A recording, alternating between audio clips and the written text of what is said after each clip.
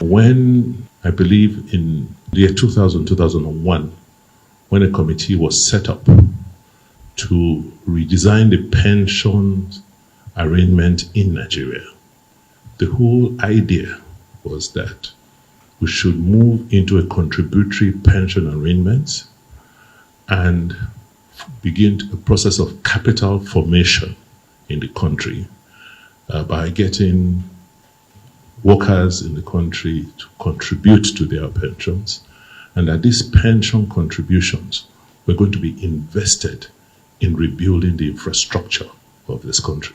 That was the dream about 30 years ago. I recall vividly I was in that committee, so was my predecessor in office, Corridor Shomole, and it was that committee that led and birthed the pension funds you have in the country today.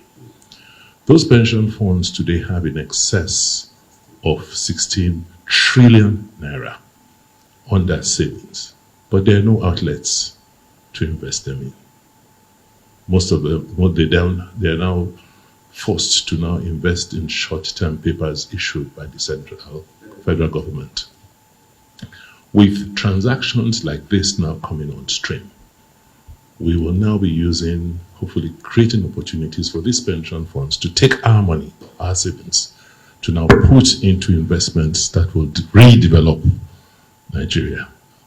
The Benin-Asaba artery is very critical to the economy of Nigeria because it's that route that moves the bulk of goods from the ports in Lagos, from the states in the west to the eastern and sometimes south part of Nigeria.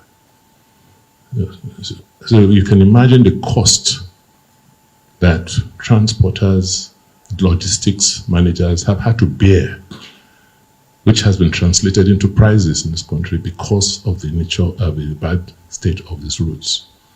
A large portion of this road, almost 60 kilometers of this road, is within Edo State.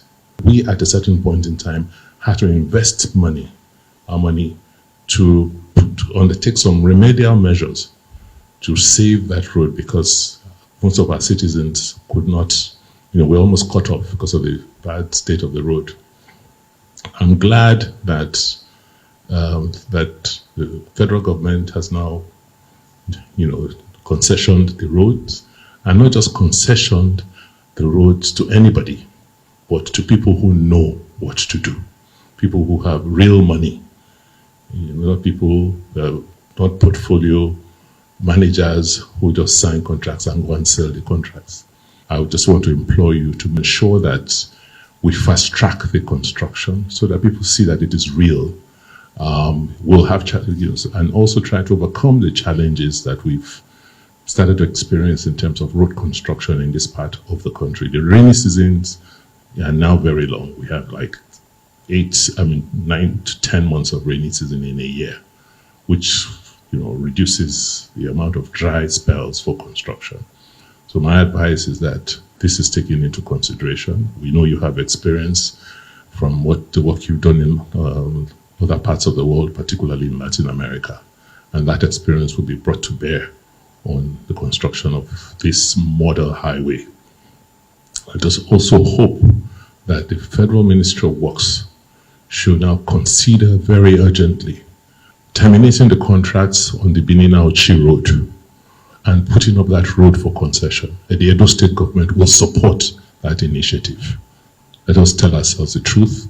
The federal government doesn't have the kind of money required to rebuild these roads to the standard they should be, and this is the way to go. I'm not sure the budget of the Federal Ministry of Works is, I'm sure the cost of this road, 228 billion, is more than a quarter of the entire budget of the Federal Ministry of Works, to ensure that you make this project a model project and a very successful one. Congratulations.